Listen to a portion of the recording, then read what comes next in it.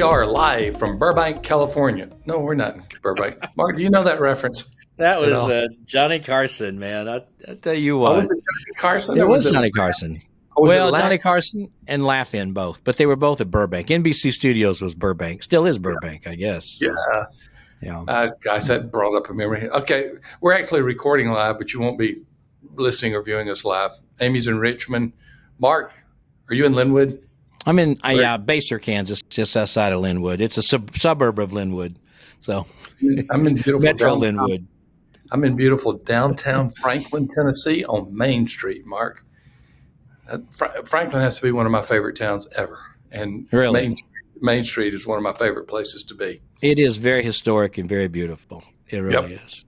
Yep, I live on Lakeside Drive, by the way, in case anybody wants to know. There's not a lake within. There's not a lake within 50 miles of my house, but I do live.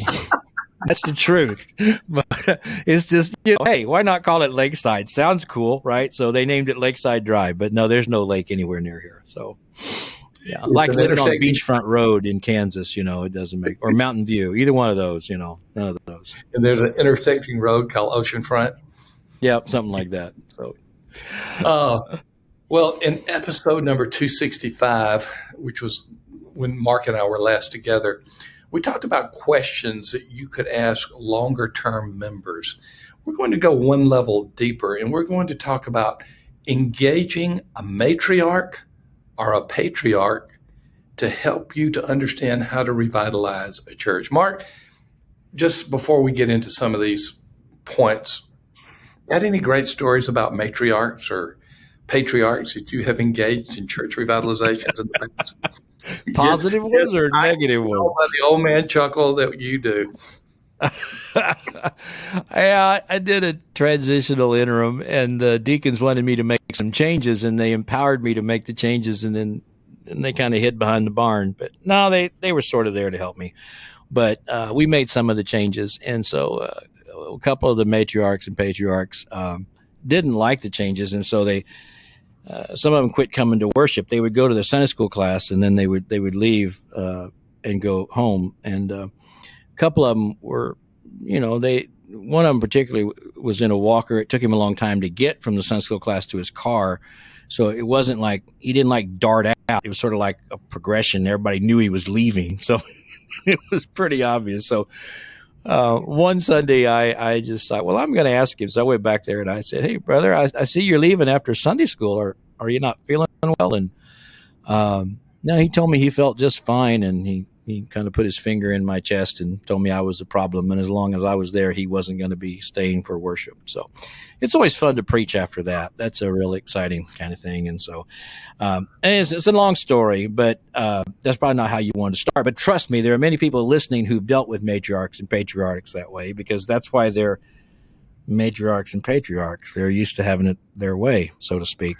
And now they can be your biggest asset, all right? And so at Warnell Road, where I replanted, it was a matriarch that really opened the door and gave me the keys to become the pastor. I couldn't have done it without her, for sure. But God had already worked on her heart before I got there. Right? I didn't change her attitude the first week I was there with my winsome personality and my great preaching. I mean, the Holy Spirit had worked on her, and she had come to that place, and so that was really important. But yeah, so anyway, those are my two of my matriarch stories. Well, I've mentioned one of my matriarch stories. I was voted in my first church by an overwhelming vote of 6-1, and the negative one was Mary Mullican, and she just told me what a lousy preacher I was. She said, I'm not going to vote for you. And my flesh wanted to respond is, you think you're going to get a good preacher at this church? You better just take what you can get, because they couldn't get anybody to come to a trial sermon. I mean, I was so desperate to be in the pulpit and to be in a church that I took them, and they were so desperate that they took me. That's how we knew God. That's why we knew the Holy Spirit was leading. Well, the thing about it is, Mary Mullican became one of my biggest supporters. I don't know why, but she did not think I should be the pastor of the church, because she said, I've heard a lot of preachers preach, and you're the worst. I mean, that was my first Sunday after being voted in, and I was greatly encouraged. But she did. Mary Mulligan became my greatest supporter. Now, I will say of the 7 people who voted, she was the only one who voted against me, and she was the first one to die. That's not that is not a statement of correlation. That is just a statement of cessation. Oh man. Well, before we totally lose track here, I do think that it is incumbent on you to deal with the matriarchs and patriarchs and not make them your enemy, but do the best you can to love them and care for them and let the Lord change their heart if it needs to happen, and to bring them. And sometimes, here you go. You ready for this? This is a good one. All right. I cannot wait for Sometimes, this nugget of wisdom. you're right. You ready? I'm gonna Harvester hat. just gonna lay one on you here. All right. Sometimes those matriarchs and patriarchs that are a bit of a thorn in your side are there to edify you, to make you better, to make you more humble, to make you more graceful, to make you pray more, to make you care more, to make you love Jesus more. Yeah, like marriage, just to make you a better pastor. Yeah. If everybody there thinks you're great, then how is that going to make you a better pastor? But just like the older people I talked about a moment ago in that transitional interim, I really had to search my soul and say, am I doing something, and I was doing what needed to be done for the church. But in all honesty, I realized at that point I was not doing what needed to be done for them. And I needed to reach out and care more for them than I could. But at the same time, there were some issues in their life that should have been dealt with a long time ago that weren't. And that's another story for another day. But it can be difficult. Remember, Paul told young Timothy to rebuke an older man gently. So I think that's one of my favorite passages, because we older men need to be rebuked. I love that. It's like, hey, we all know they need to be rebuked, but do it gently. Yeah. So there's a lot of wisdom in that, in dealing with your matriarchs and patriarchs. You don't let them get away with everything, but handle them gently. So yeah. Well, let's look at some maybe helpful tips of dealing with the matriarch or the patriarch of a church. Point number 1 should be obvious. Don't assume that they are always bad for the church, that they're always negative. Don't assume that they have impure motives. Don't go in with just because they have commanded a lot of respect in the church and a lot of people follow them, that they are negative. Many of the reasons that they're the matriarch, patriarch is because they have earned the respect of those people. That would be a very honest statement, especially in a small church or rural church. That's especially true, especially in churches where the pastor's tenure has been 3 years or less, and somebody has had to step up and really keep continuity going, and that has fallen upon them. And so maybe they wouldn't have chosen that had there been a pastor that had been there for 25 years, but because there's been sometimes a lot of turnover, that has turned out that way. So yeah, that's a good word. I know. You know what? You know who needs to hear that? I need to hear that. Because sometimes I come at it with the idea that they're probably going to be a bit of an issue, because they have been many times, but not always. And I think that's a good word, Dr. Rayner, that we don't necessarily assume just because they're matriarch and patriarch, they're automatically going to be opposed to you. Let me ask you this as a parenthetical question. Parenthetical question means Mark is not listed in the show notes that we have here. So I'm going to ask you this parenthetical.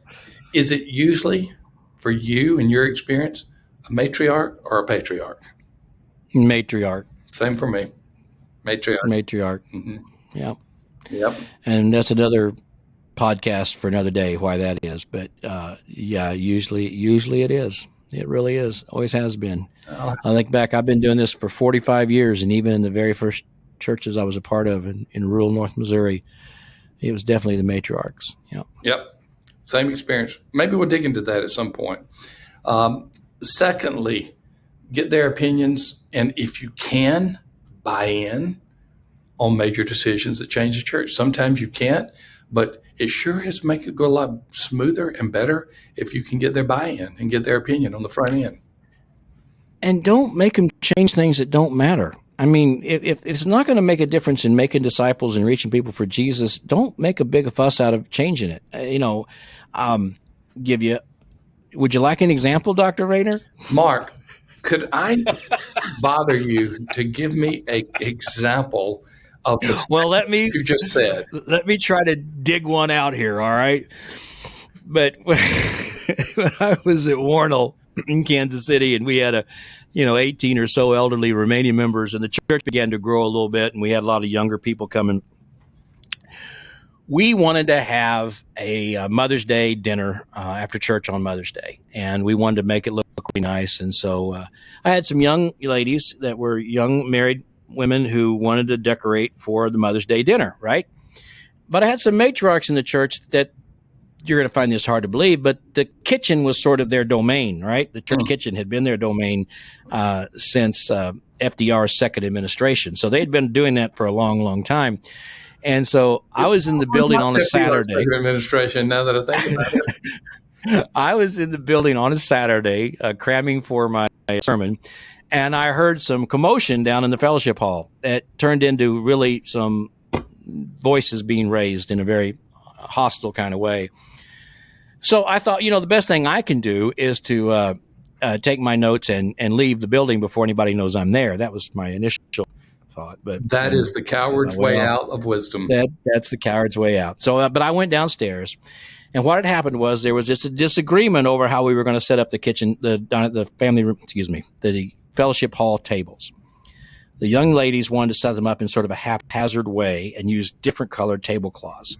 Ooh. The matriarch said she'd been there for a long time, and the best way to do it was to set them up long and use the big roll of paper that looked like a huge newspaper print, and it rolled all the way down, Yeah. And they said they didn't want to do that. They wanted to do little small tables and set them in arrangements, and they got into this argument over it. Big argument. Yeah. Big argument. So I even think the word table Nazi to be used by one of them.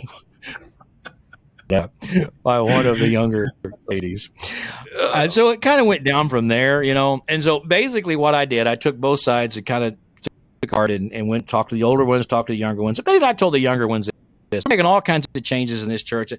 It really doesn't matter in terms of making decisions, reaching people for Jesus, whether we set the tables up one way or another. There are certain places where you just need to let them have a little own space. They've had it for all these years. To take every single thing away from them is probably not wise. And long story short, I told the younger, I said, look, go in there and tell them you're sorry. Pretend they're your grandparents and you're going to let them sit up. And they did. And the older ladies really appreciated that. And it to mend things together, so much so that within 5 or 7 years, they were all just really cared for each other, and it was a really sweet environment. But it took really allowing ladies to have that. And so when you're dealing with matriarchs and patriarchs, there are certain things you just don't need to do. It doesn't really matter in terms of the growth of the church or the direction of the church, but it matters to them. How that kitchen matters a lot to them. So just let them do it the way they want to do it. Does that make sense? All right. A third thing that we could look at with a matriarch or patriarch is if you're going to lead change, be honest with them. Just let them know that you are moving in a certain direction. Let them know why you want to do this. Many times the matriarch or patriarch becomes your opposition because she or he, now if we declare it in the minority of situations, he, but either one of them are surprised. And really, this is 2 points that we have together, points number 3 and 4. Explain what you want to do to the church or lead the church, and don't surprise them, because sometimes it's the surprise factor that creates the opposition rather than the issue itself. I have been guilty of that, Mark, where I have led the church or led a certain part of the church in a direction, and the key leaders did not know a thing about it. And all I would have to do is to go to them and explain why I'm doing it. They may not support it, but they won't be surprised about it. Right. And I think a lot of time it's the unknown of what you're doing. You think, I don't want to bring it up because I don't want to argue with them about them. We're just going to go ahead and do it. But a lot of times it's the unknown, and they don't know what you're doing. And so they assume the worst, and they assume the worst possible outcome and the worst possible expense and everything else. And they feel totally left out. And the more they feel left out, the more they're going to be angst about it. And so absolutely bring them in on that. Let them know why you're doing it, what you're doing, what the cost is going to be, what they can expect, all of those things. They may not like it, but they'll like it better than if you don't tell them and they find out on their own, or they hear about it through other channels and those kinds of things. So, and the best way to do that, Dr. Rayner, is not on Sunday morning between Sunday school and worship.